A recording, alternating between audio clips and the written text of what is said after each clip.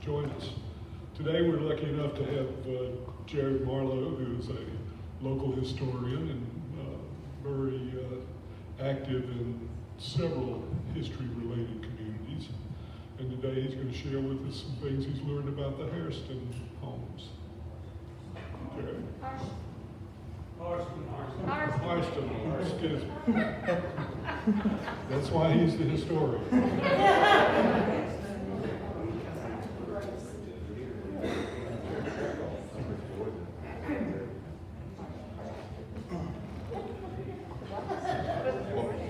Hello, can everybody hear me back there? Well, thank you, Bob, for that introduction. Now, since the topic has been brought up, does anybody know the difference between the Harstons and the Hairstons and why it's different? One's white and one's black. That is correct. The Harston is an old Scottish name that came over with the family when they came from Scotland. We get Hairston when the African American students first attended school. They were told to pronounce it like it was spelled. So then we have Hairston. So if you know someone named Hairston, it probably came from the Harston, but that is the difference. Same name, just how it's pronounced. Well, it's truly an honor to have all of you here. It's a very fantastic crowd. I see some faces I know and a lot who I don't. For those who I don't know, my name is Jared Marlowe. I am on the board of directors here at the Martinsville-Henry County Historical Society.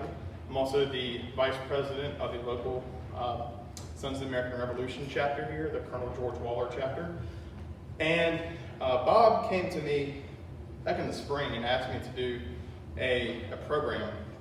And at that point in time, I was researching different people who are from this area who fought in the Revolution or who played a role back in the late 18th century in founding this country. And I submitted a series of articles to the Henry County Enterprise, and I thought originally that I was just going to build off of that to highlight some patriots who have been forgotten about over time. But the more I started diving into this one aspect, the more it fascinated me. So today we're going to learn about the Hairston family homes throughout this area and North Carolina. So when I say this area, I mean Martinsville, Henry County, Pittsylvania County, Danville, and down into North Carolina.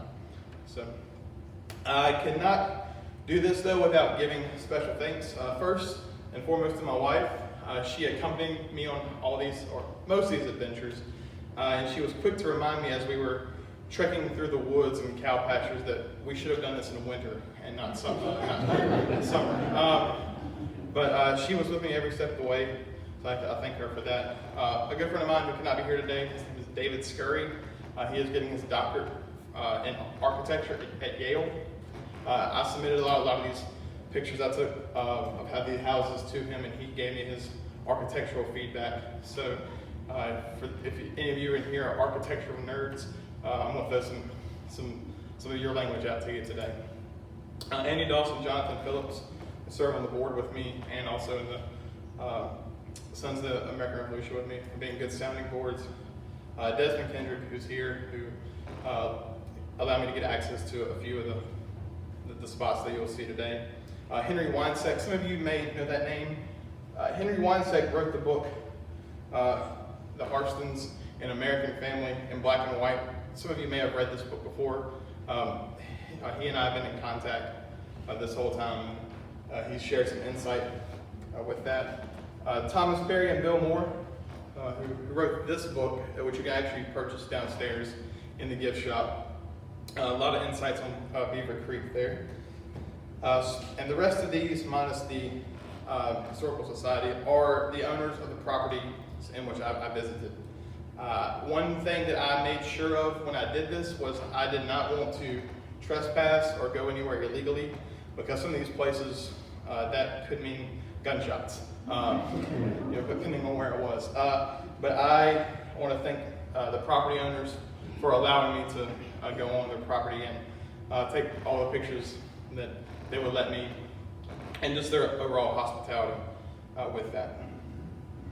So, and I need you to clear your minds for a second with everything you know about Henry County. If you were to try to find information about Henry County, Virginia, knowing nothing about it, what would you do, probably? Google it. Google it, right? That's the 21st century answer to that. You would Google Henry County, Virginia. So, if you Google Henry County, Virginia, and you click on the Images tab, this is what comes up.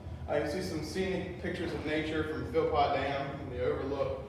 You see a few maps of Virginia pointing out where Henry County is. You know, typical things that you would see, Henry County signs, but right there in the middle, you see a house.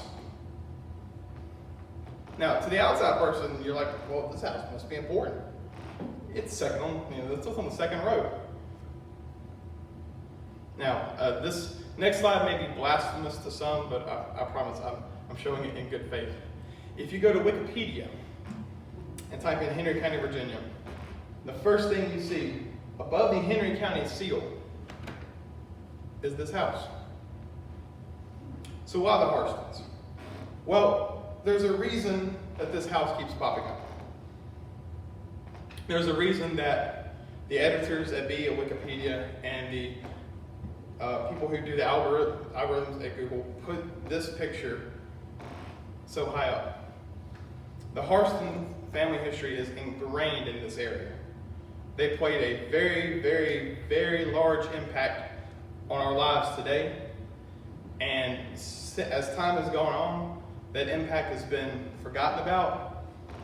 And I'm just trying to document their lasting legacies that they left for us. But we cannot talk about the Harsons without talking about the elephant in the room. Or multiple elephants in the room, I guess. The Harstons were known for their ownership of slaves. They were some of the largest slave owners in the country.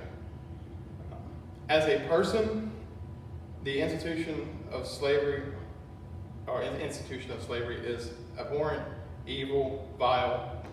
But as a historian, I cannot deny the fact that it happened. I cannot go back and change history or glance over history. A lot of what you were going to see today was built by slaves and using slave labor. But today should be a testament to how truly gifted the people who built these houses were.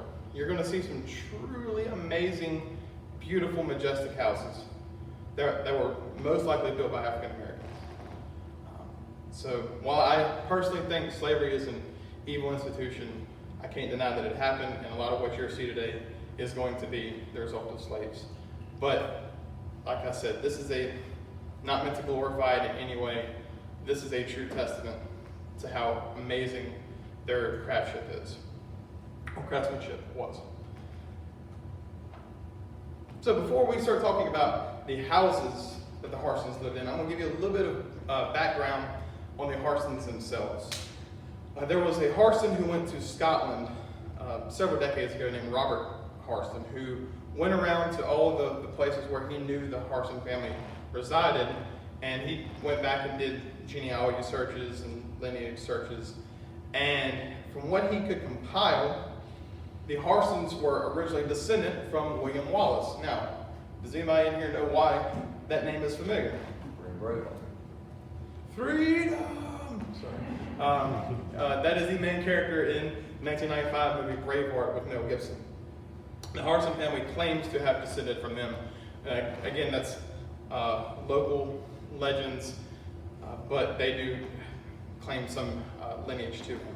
But they are most likely tied to one of Scotland's first kings, Robert I, also called Robert the Bruce, who was King of Scotland at the beginning of the 14th century.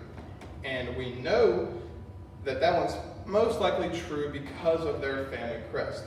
Their family crest, as you can see, is a hand holding a key and then 3 keys on the crest itself. When Robert the Bruce died, for some reason, one of his requests was he have his heart cut out and put in a locked box. So the keys would symbolize the keys to the locked box that contained his heart. So that's probably closer to the truth than the William Wallace one, but they do claim both of those people as part of their heritage.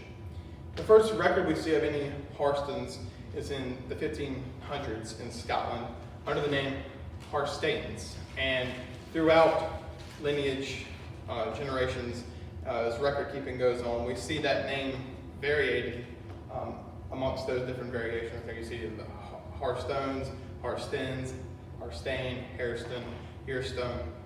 Just like we have last names in America that get changed throughout time, like Johnson or Johnston. And we see different variations. So these people definitely came from Scotland and a little bit of Ireland, so the Scots-Irish part of the world. The first Harson to come to America was Peter Harson. He's known in their family as Peter the Immigrant. He was born in 1695, either in Scotland or Northern Ireland. We're not quite sure which exactly. But after growing up there and starting a family there, he decides to make his way across the Atlantic in 1729, and he settles in what is present-day Lancaster County, Amish country in Pennsylvania. And we know this because that top picture is a signed deed of his from Lancaster County, Pennsylvania, from the early 1700s.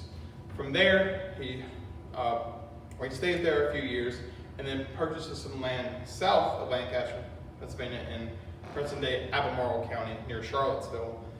He moves down there, and the second picture right there is a list of all the different parcels that were purchased in this one area. And the top row, the second row far left, you can see the Harston last name pop up there. Robert Harston was Peter Harston's son.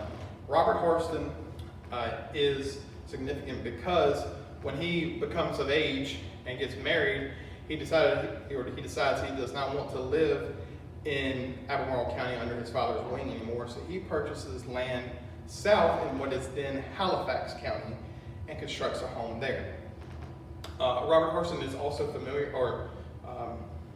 known as Captain Robert Harson because he served as an officer in the French and Indian War. And while he resided in this area, he was also one of the first justices, or justice of the peace, one of the first sheriffs of Henry County, and he served as a House of Delegates member to the state legislature. And this is a record of his birth in Albemarle County, in I think the year 1719. But what he is most known for, and as far as this presentation goes, is his home was built just on the other side of where Magna Vista High School stands today, and it is called Marrow, built near Marrowbone Creek. I say built in 1749, possibly, because some legends say 1749, some say 1759, but for most of the records do say 1749. And after Robert, it passes down through 6 generations of Harsons, and this house is currently still lived in. It's owned by the Pace family, and that makes it the oldest frame house in this county. It's built in 1749. It has the distinct honor of having been in 3 separate counties since its construction. It was originally in Halifax County, and then Pennsylvania County broke off from Halifax County, and then Henry County broke off from Pennsylvania in 1777. So, a little bit about Marrowbone. Marrowbone would have been a traditional farmhouse from what you would have seen at the time. It's still a very, very large house, don't get me wrong, but it is a traditional, I call it a vernacular farmhouse, vernacular meaning what you would have seen around at that time. But, and you'll see this a lot with Harston family homes, they do a lot of alterations to them to make them look a lot fancier than they truly are, but they truly have no archaeological or architectural importance. Like, for example, the roof has a Greek pediment on it. You see that a lot with like Roman style temples and Greek temples with that point up top. And the second story windows are Palladians. If you look right there in the middle window, Palladian comes from the Italian style with the main window, the 2 panels, and then the little half circle up top. That is a nod to them. some more facts about Marylebone. It did have terraced lawns, and you'll see that in several other of the Harson homes. They'll have a lawn that goes out about 25 to 50 yards. It'll drop off, and there'll be another 50 or 25 to 50 yard level, and they'll drop off there. In Marylebone, these terraces were surrounded by boxwoods. Boxwoods is also another Harson tradition. And there's very, very fabulous ornate woodwork all throughout the house. I'm not quite sure what is on the inside of this because I did not get permission for them to go inside of it. But if it's anything like what you'll see the rest of the time, it's truly spectacular. So Robert had several sons. One of his sons was named Peter. Peter Hairston was born at Marylebone, grew up in Henry County, served with his dad as one of the deputies while his dad was the sheriff. He fought in the American Revolution, and he also joined George Rogers Clark in his expedition when he went through Precedent, Ohio, Illinois, and Indiana to capture that territory for America. Peter Hairston married into the Perkins family. The Perkins family owned Berry Hill, which is a home outside of Danville, which we'll see here in just a little bit. But he was given that by his father-in-law. He inherited it. But he is also known for building the Sorrowtown Plantation, which, like I said, we'll also see here in a second. Now, growing up, I grew up outside of Danville, so I'm not native to the Martinsville area. But I'd always heard of Berry Hill Road, Berry Hill on the west side of Danville. I never really knew much about Berry Hill. I didn't know it was like a house until several years ago. I thought it was just a hill that they grew berries on. It's a significant hill of some kind. But after going there, it's truly a great house. Berry Hill was built originally in 1745 by the Perkins family. It served as a field hospital after the Battle of Guilford Courthouse in 1781. But it was gifted or inherited by Peter Hairston when he married into the family.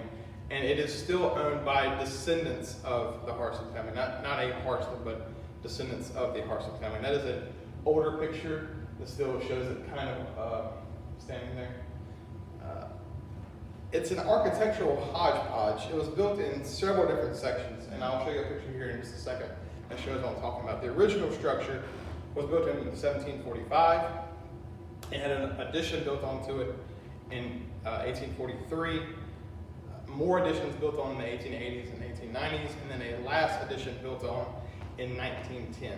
And none of the additions look the same, and they're all connected by these weird hallways and stuff. So there is clearly and distinctly an addition. So this is what Berry Hill looks like today. The top left is a picture of the back of the house. That would have been the original section, right there, what you see. The top right, you can actually see the three individual sections. So this left one right here would have been a second edition.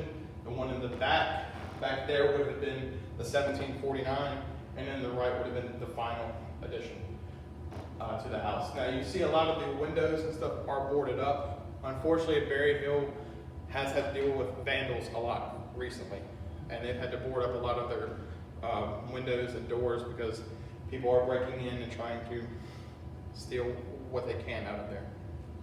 Now, I do love this old porch. I know it's kind of run down, but I love that style of porch. And this would have been the back side of the third edition. So this bottom right picture picks up where that top left one leaves off over there. Berry Hill was the family cemetery for the Harstons. So all the Harson homes in this area, and we'll talk about a couple more that were around here, all of their family members are buried here. It's a very, very nice cemetery, very well kept, very impressive. Top right is another picture of the side of the house. You can see where that porch extends to, and it's screened in on that side. The bottom left is a kitchen that's off the house, which is traditional in older houses that have the kitchen separate from the house, which is converted into a living quarters. And the bottom right is a slave cabin that's been very well upkept. As you can see, it's still standing, looks in good condition compared to the others. Once Peter Hairston left Berry Hill with his wife, they moved to some land that Peter the immigrant had bought years before down in present-day Stokes County, North Carolina, and he constructed Saratown.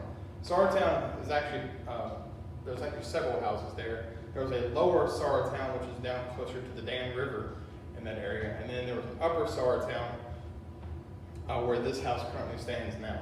So this is what's left of the upper Saratown. Unfortunately, there are no older pictures of it that show it in its glory, but this is what we have left of it. It was built around 1786. That's the first Hairston home in North Carolina. It originally set on a 14,000-acre plantation, and eventually, as the Harsons moved further south, it becomes a summer home for them. And this is more of a vacation resort, a way to get away for them. It must be nice to vacation on your own property. What's interesting about this house, even though it doesn't look like it, it's actually two houses that are built together, and you cannot get to one from the other. In order to get to the right side of the house with this front door right here on the right, you have to go out and go down the porch, and the other front door is right there. So it's actually two separate houses put into one. Don't ask me why they did that. I cannot explain it, but that is the way it is. So here's some pictures of, inside of Saratown today. It's kind of hard to see with the lighting, but very ornate woodwork. This would have been a parlor off the front door right here. The original mantelpiece is still in there. Very, very nice, detailed stuff. The top right is the picture of what you would have seen today, and why my wife had to remind me that we should have done this in the winter and not the summer. But that's the front of it today. As you can see, it's all very grown up now. It sits in the middle of a cow pasture, and it's primarily used for storage if it has any use at all. The bottom left is a picture of the basement crawl space.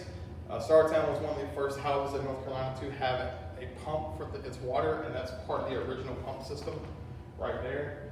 This would have been probably the dining room, given on the bottom right would have been the dining room, probably given its location in the house. Some more pictures of it. This would have been the back of the house. Left side of the back of the house. This is the picture of the dining room, and this is a picture from the back looking in. A lot of the Harson houses have a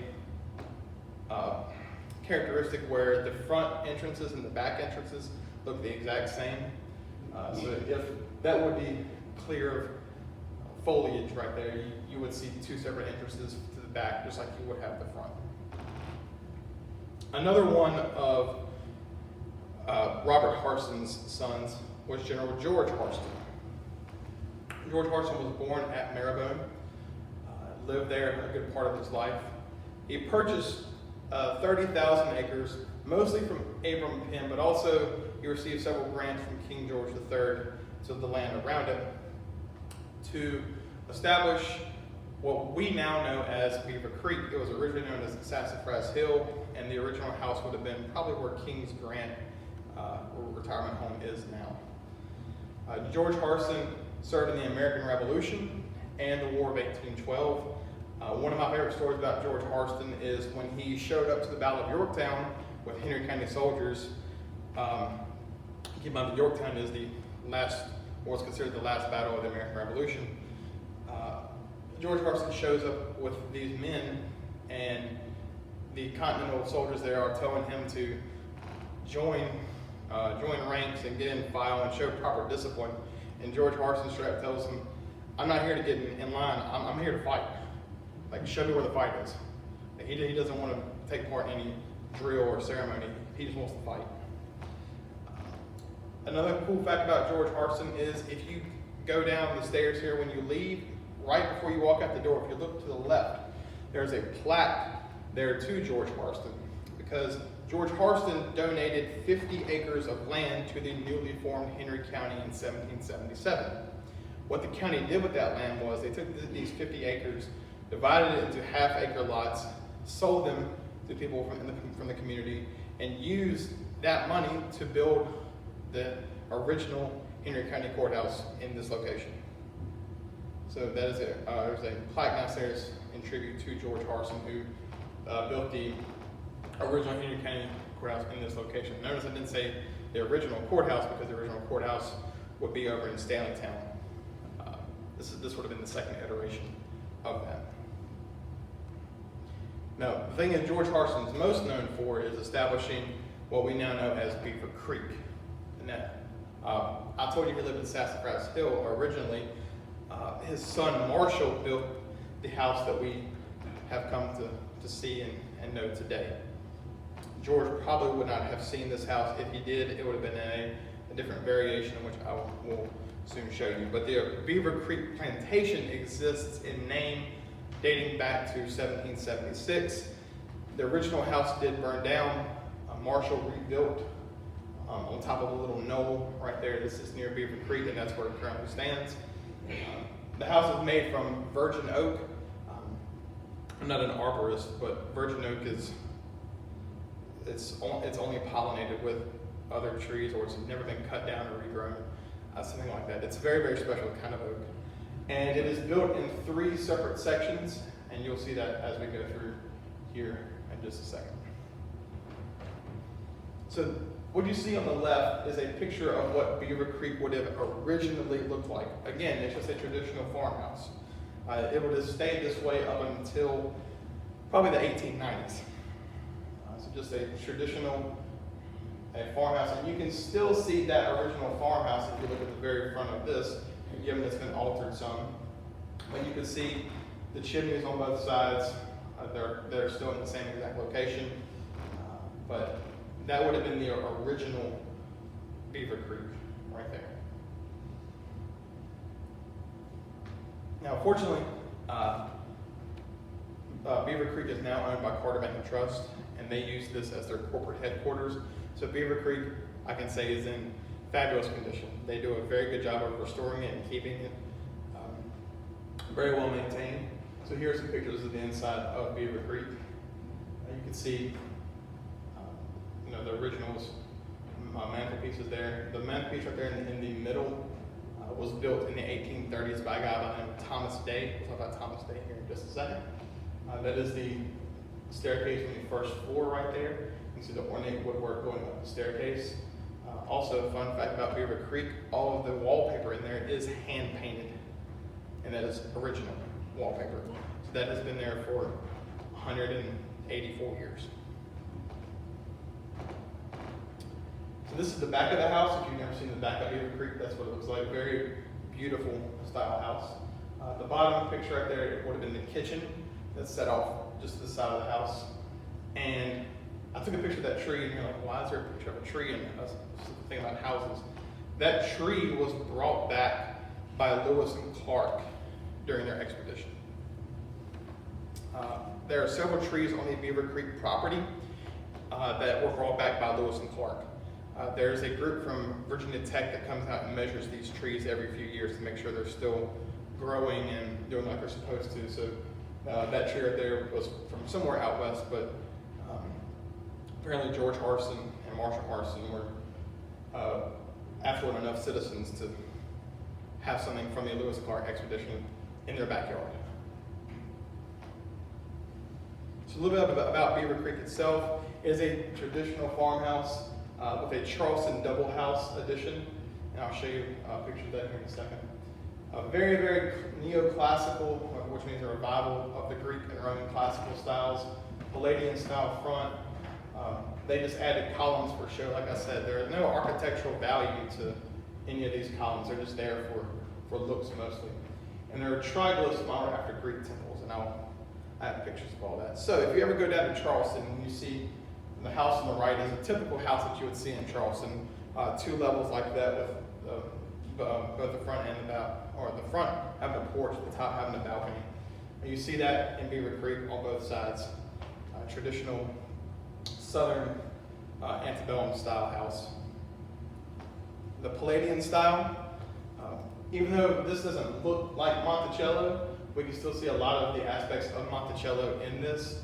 For example, the pediments on each side of the additions, right there, so the two pointed roofs on each side, even on top of the windows in the attic, and also with the columns, showing that when this was built in 1837, there was a lot of borrowing from other architectural styles and other buildings that would have been around at that time to make this, or to transform it from the original farmhouse that it was into what it became. And I forgot to mention the additions to Beaver Creek. So the original house right there, the main part was built in 1837. The two side additions would have been built around the turn of the century in 1900, and then there's a third addition built onto the left, which would have been like a sunroom, solarium type thing. It was built as a ballroom with a marble floor, but that was added in 1930. I mentioned triglyphs earlier. If you look very, very hard, you can see these little, every so often, little plates. Those were modeled after the Parthenon in Greece. So if you ever go to the Parthenon, you'll see those surrounding the top of the Parthenon. So we see the same thing here at Beaver Creek. Thomas Day was a big factor in a lot of the Harston's early mantelpieces and woodwork throughout the houses. Thomas Day was a free African American who lived in Milton, North Carolina, and he owned a shop there. And he did most of the woodwork for the Harson homes that we see from 1820s to the 1850s, including, if you've noticed, there's a random chair sitting here. That is a Thomas Day chair that we have downstairs in the museum. Here's some other pictures of some Thomas Day stuff. This is the mantelpiece at Beaver Creek. All of the trim work, the chair rails and the windowsills at Beaver Creek are still original, built by Thomas Day. And that is a chest of drawers built by Thomas Day that sits at Coolamy. But Thomas Day, I thought it was pretty cool. A free African-American built or made most of the stuff that we see inside the Harson houses today. George Hairston had a son by the name of George. One thing you'll find out about the Harsons if you look too much into them, they love to use their names again and again, and they love to name people after their family members. So when you say George, you have to be very, very specific as to which George you're speaking about. But this is George Hairston's son, Old Rusty. I told you that George Hairston lived at Marrowbone most of his life. So Rusty, or Old Rusty, was born at Marrowbone in 1784, inherited Marrowbone from his father. One thing he did do, which was unique for the Harson family at that time, because most of the Harsons spent their time or got their money from farming, making things like candles, honey, just typical farm things. One thing that Old Rusty did that was a little bit different was he established an iron foundry in what is now currently Philpott Lake, in that area. So there was an iron foundry there along with a brick kiln, which now sits under Philpott Lake. And he is known for building Hoardsville. Hoardsville is the house that sits right across from the present day Bassett High School. If you've ever driven by Bassett High School and seen a weird brick building sitting off a little bit, that is Hoardsville. Built in 1837, made from the bricks from the Harson-owned kiln just down the road. And Hoardsville has the distinction for being the last home of the last white Harston in this area. All the other Harstons have moved away, but the last white Harston to live in this area, her name was Maddie Harson. Some of you may remember her. She passed away in 1979. She lived in this house, and she was the last Harston from this area to live there. So here's Harston, or excuse me, here's Hoardsville. What you're seeing on the left there is actually a picture of the back of the house. Remember how I told you that the front and the back look very, very similar? Well, this is a great depiction of that. The top right is actually the front of the house. And then to the left there, you see some old servants' quarters, and things like that. Here's some pictures inside the house. Again, fantastic, beautiful staircases that like you'll see in a lot of the homes. All that is original. It's still there. And I want to imagine, I can't find any record of it, but I want to imagine that was the original clawfoot tub put there, knowing how hard they are to move and maneuver. So, like, I want to imagine that's the 1837 clawfoot tub that was put there by Old Rusty. Horswood was one of the first brick farmhouses we see from the Harsons. It's modeled after a British style farmhouse. The front and rear entrances are the exact same. But the front, they've changed to have Palladian Style. Remember I told you, with the two panels on the side and a little half circle thing up top. And the rear has Doric columns with that Greek style pediment up top. Again, front and rear entrances are very similar, like another famous house that we all know. So the front of Horswood and the back of Horswood kind of reminds you of Monticello. That's the front of Monticello, that's the back. And, you know, it's hard when you first go to Monticello to like know which is the front and the back, because you get there and you're like, well, this isn't quite what I've seen before, but then you go around back, oh yeah, this is what I've seen, but this is the back. So very, very confusing at times. Another one of George Harston's son was Samuel Hairston. Samuel Harson was born in this area, educated at the University of North Carolina. Do we have any Tar Heel fans in here today? Good. Just kidding. Educated at the University of North Carolina. That's important because a lot of the Harston family records and paperwork are there today. So if you want to go do research on the Harsons, UNC is a very, very good place to start looking. Sam Harson served under General Winfield Scott in the War of 1812. And one thing about Sam Harson was he was known as one time as the richest man in Virginia. I have seen some articles that say the richest man in America. One article that I was reading and Andy sent me last night said that his wealth made the Astors look like a joke, essentially. Now keep in mind, the Astors were more an urban elite, whereas Sam Harson was a rural elite. But if you take into account all the property and things that he owned, they said that Sam Harson was most likely the richest man in the country at the time. And Oak Hill was his home. He grew up at Berry Hill, but he moved moved just up the road, literally up the road, and built this home called Oak Hill. In its day, probably one of the most grand of the Harston homes. There's terraced landscaping in the back, just like you see with Marrowbone. And I guess wealth back then was displayed differently from wealth today. Like, we see wealthy people driving around fancy cars with very nice houses, and that's how they choose to spend their wealth. I guess a Harston sign of wealth was they like to import groves of olive trees from Jerusalem.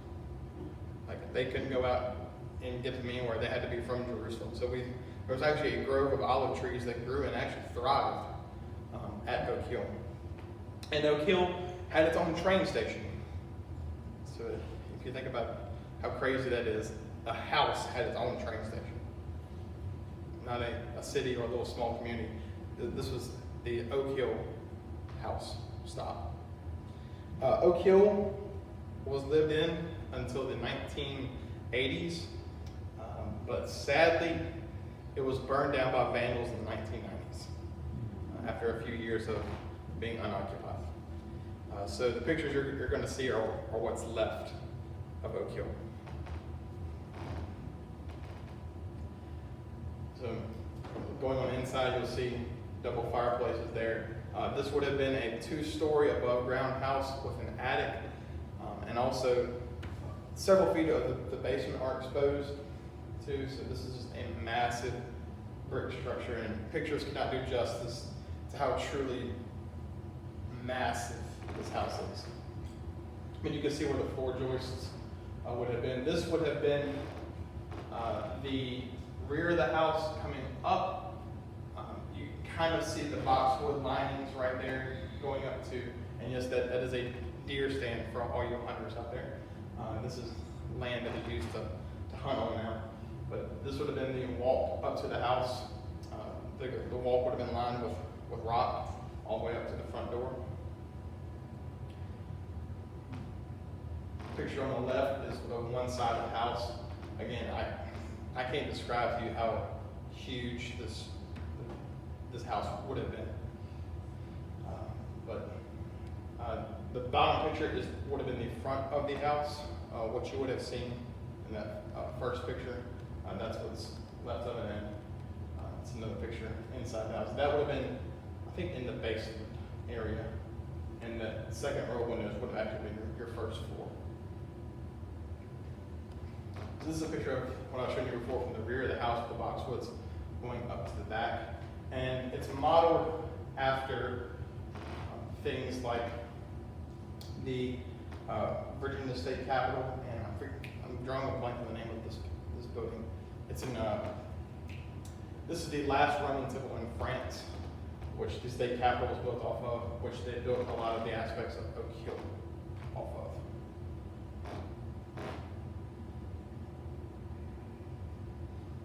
Samuel Harson had a son also named Samuel, fittingly. But he goes by the name Hardin, that's why I've underlined the Hardin part there. Hardin served under General Jeb Stuart during the Civil War. Now I'm going to stop right here and explain to you how that fits into this narrative.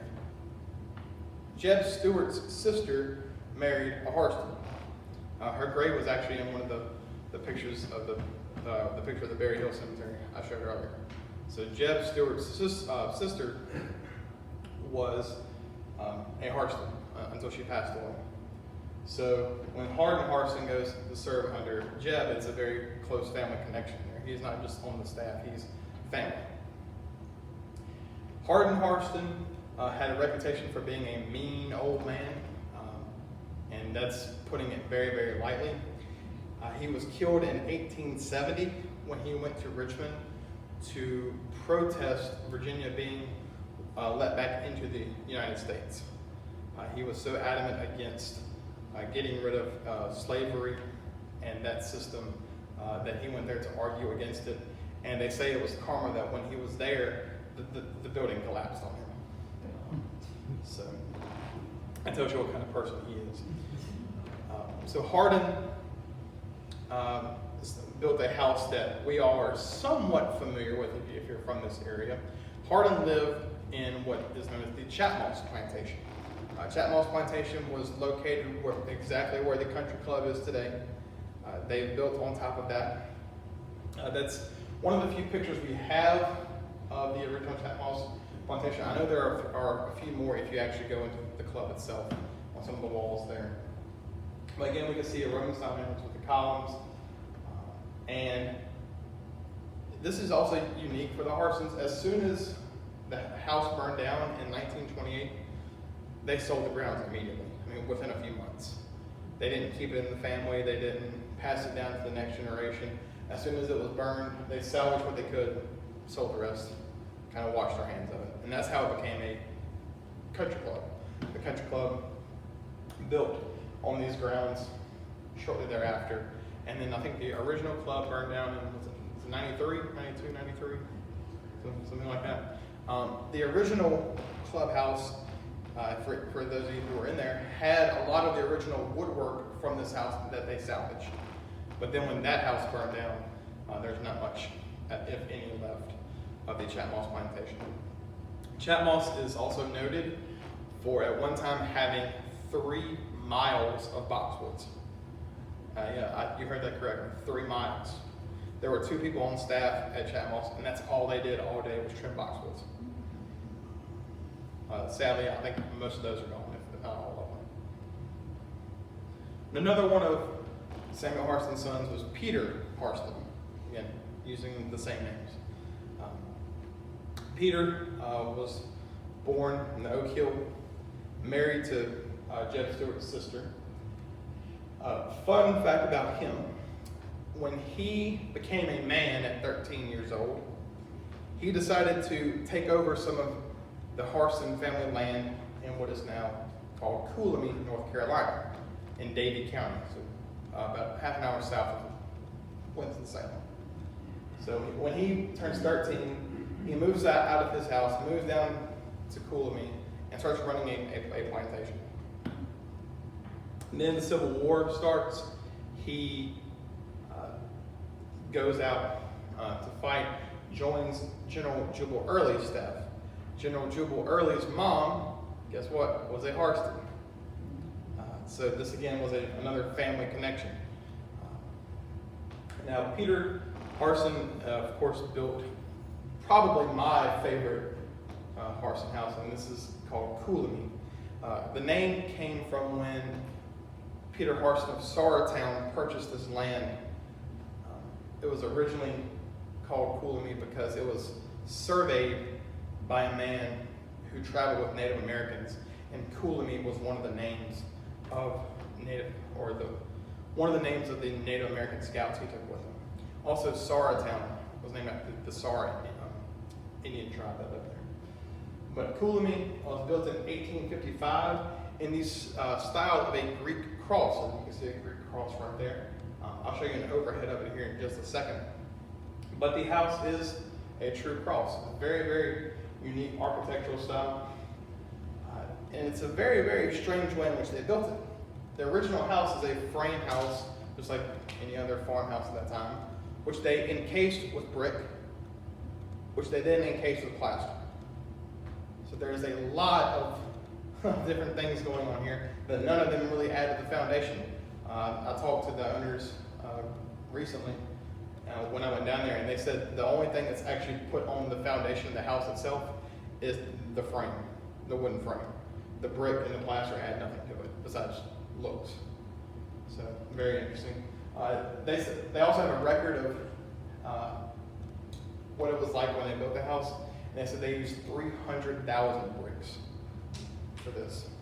So that's quite a lot. Needless to say, they also had a kiln just down the road from this that they owned. So here are some pictures inside of Coolamy. The bed, frame, and posts are there were built by Thomas Day.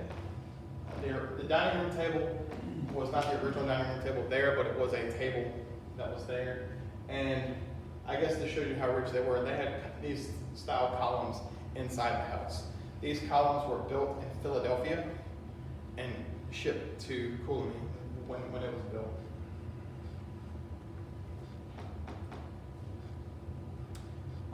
The top middle picture there, this actually shows you where one of the additions to Coolamy is. Now, does anybody have any guesses as to why that rock right there is kind of sunk in a little bit? You got this? Walking. This used to be the door where the slaves would come in when they fixed the meal outside of the kitchen. They would come in and they would wipe their feet. And I thought that was cool. That was still there. I know it's kind of dark. The house is very, very dark. And I try to get the best pictures I could. But those are, again, columns that you would import from Philadelphia. You can kind of see some of the ornate woodwork above the windows, and that was above every window in the house. Some kind of fancy wood, hand-carved design. And I included a picture of this rock over here because if you look at it very closely, it's a gray piece of rock, but it also has these black spots all over it. That type of rock is called leopard stone. There's only two places in the world that you can find leopard stone: Japan and the Coolamy Plantation. That's it. And I'm not saying Davie County, North Carolina. I'm saying the Coolamy Plantation is the only other place that it's been found. So that's kind of cool. Now, this is the part to me that took my breath away when I walked in the house. When you walk in, keep in mind, it is built in the shape of a cross. The middle of the house is a huge circle, and this is a 3-story spiraling staircase that takes up the entire space of that middle space of the house. Everything on there is hand carved, the railings, the banisters, the ornate woodwork right there going up. Like I said, it does go up 3 stories. When you walk in, it truly just takes your breath away. Just how majestic it is. Now, I can honestly say that the Coolamy is my favorite, and for a couple reasons. One, the staircase, obviously. But 2, the owners of it now have pumped a lot of money into the upkeep, and they've restored a lot of this back to what it used to be. They have the original blueprints of the house sitting on that piano. If you look at the piano, you can see a little book on top of it. Those are the original blueprints that were used to build the house. So they brought in a professional restorer. He's come in and reverted a lot of what Coolamy was back to what it used to be. And it's truly just a magnificent house. If you're ever in Davie County, I suggest you stop by and see if you can go see it. Now, there are a lot of homes in this area that aren't Harston direct homes, but are Harston associate homes, I like to call them. Homes that weren't built by the Harstons, but had a definite Harston influence in them. The first I'm going to show you is called Magna Vista, which is where the high school gets its name. A lot of you probably know that this old house sits in the woods right across from the high school. If you go down in there far enough, you will find this house. Unfortunately, it's grown up a lot. You can't really see much down in there anymore. But this was built in 1848 by William Martin. William Martin is the grandson of General Joseph Martin, who Martinsville is named after. It had arched doorways. It had 3 front entrances, not 1, not 2, but 3. So you have 3 front doors to choose from. And it had hand-carved wooden panels all throughout the house. It would have been very, very grand in its day. So the top picture on the left is what the front of it looks like now. It's kind of in a sad state. The picture on the right is one of the back sides of the house. You can see where the fireplaces would have been, and I think it's the next slide. The foundation for the house sits right below where this picture cuts off, so the house will extend it out to that point. And the bottom left picture, those are boxwoods that have grown up for years and years and years and are about 30 feet tall. So what you're seeing right there on the left surrounding is boxwoods, and those boxwoods surround a cemetery that is part of the Martin family cemetery. And the owners of the property, excuse me for a second, let my wife and I do a grave rubbing on one of the stones there, and that's what this is. This is a stone for George Hairston Martin. So again, keeping things in the family. This would have been old Rusty's grandson. So this person passed away at the age of 20 while they were a student at UVA Law. And it's mentioned right here at the bottom that says passed away after their first year at UVA. They were a law student. But this is a grave rubbing from one of these stones at the Magna Vista Cemetery, which sits about 50 yards in front of the house. So here's some more pictures of Magna Vista from the inside there. As you can see, not a lot left of it. And this is what I was referring to earlier. You can see where the original foundation would have come out, where those rocks are right there. Another Parson associate house, which is just down the road from Oak Hill and practically across the road from Berry Hill, is Windsor. Windsor sits, like I said, about half a mile from Oak Hill, almost directly across the road from Berry Hill if you go back far enough.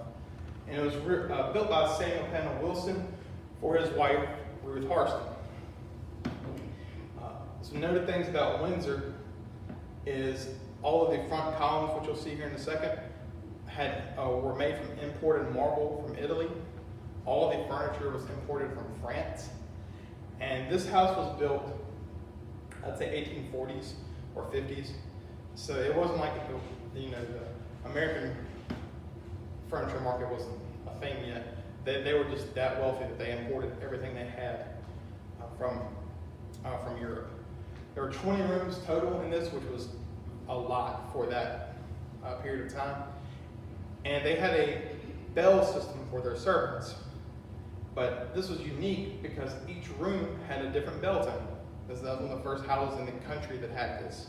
So if they rang a bell, you could listen to the tone and know what room they were in, as opposed to just hearing a bell ring.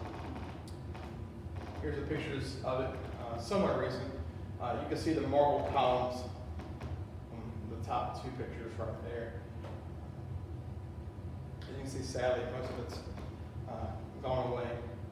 But it would have been a truly amazing house back in its day. And another cool thing about Windsor is these are overhead shots of it from satellite.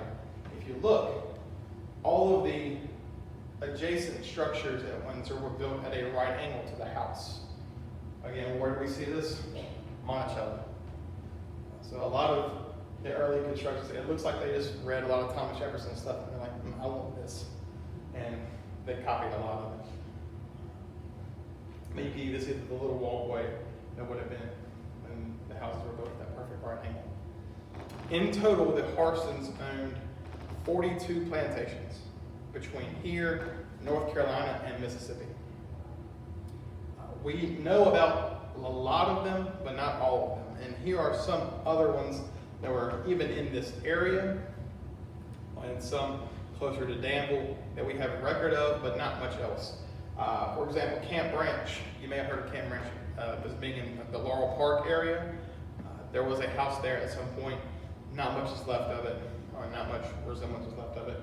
Leatherwood. After Patrick Henry moved away, his grandchildren sold Leatherwood to the Harsons. So while Leatherwood is not an original Harson home, it was owned by the Harsons at one point. Red Plains was built towards the Marlowe Creek area, right around Marlowe and Magna Vista. Run It Bag was a small farm located in kind of Ferrum-ish area, Endicott, going towards Floyd in that area, which is where Robert Harson, who built Marylebone, moved to in his older years. He was buried under what is now Philpott Lake, but his tombstone is near the Run It Bag Creek area. And if you've ever been driving to Danville and seen a sign for Dan's Hill, this is what that house looked like back in the early 1900s. It's still upkept and lived in today. But again, this would have been somebody who married into the Harson family, not an original Harson home. So why do I show you all these pictures of mostly rundown houses and stuff? Well, I'm a student of history. I think that all history needs to be preserved, no matter if it's good or if it's bad, because it tells a story. What you're seeing right here is the exact same location, but with about 200 years difference. That is the front of Oak Hill. That is also the front of Oak Hill. In a few generations, it'll probably be gone. A lot of these places will probably be gone. So I think it's important that we document them now and have some kind of record of them so we can show future generations what used to be there and parts of our story. But this is the challenge that I'm going to leave you with. I started this project as kind of like a small hobby last year when we were shut inside and forced to not do many things. A lot of aspects of local history are going away with time. As things grow and things develop and things change, a lot of these sites have been built over or just completely forgotten about. I challenge you to find some aspect of local history that you're interested in and research it. I'm not asking you to come up here and give a presentation on it or anything, but I'll do that. But if you want to, see Bob. But find something that you're passionate about that's part of local history. Now, it doesn't have to be this area. If you're from somewhere else, that's fine. But find something that you're passionate about, learn all you can about it, and preserve it for future generations. Because like I said, in 2 or 3 generations, that'll be gone. Most of the houses that you see or saw today won't be there. So, thank you all for coming today. If y'all have any questions about the Harsons, I know that I glanced over a lot of Harson family history in this hour that we spent together. There's so much about the Harsons that I left out, but that's because each of these houses could have their own presentation. But if you have any questions or comments or anything like that, I'll be glad to take them. Yes. I was curious to know if the extended Harston family down through the generations, did they retain that family wealth or did it dissipate with Right. time? Great question. We see the decline of the Harstons it kind of coincides with the decline of slavery. I'm not saying that there weren't any rich Harsons after the Civil War era, but most of their wealth came from farming and small farm type industries. But as the farming industry kind of trickles away, especially in this area, like as farming trickled away and textiles came in and furniture came in, the Harsons never really adapted with the times. So they weren't in helping fund the Bassett family or the Stanley family or the Panels. So when industry comes in, they just kind of dissipate. And most of them either leave this area or just don't have any kids and it just dies out. That kind of explains why these houses just were left and went into Right. disrepair. I was thinking it was disappointing if that family had so much money, why they didn't put some into trying to restore and keep these houses. Right, and that's something that I spoke with Desmond about a while back. If my ancestors had built something like this, like I would do all I could to keep it up, because it's great to look at. But in talking with a few of the Harsons that are alive today, I don't want to put words in their mouth and say they're ashamed of their history, but a lot of them don't want to have anything to do with it, which is sad because this is kind of what you get from that. But it's like I said, if my ancestors had done something like this, I would have done a lot more to preserve it than what they did. Any more questions? Because I know I covered a lot there. But if you have any more questions or something, or you want to talk to me about something, I'll be here. But thank y'all.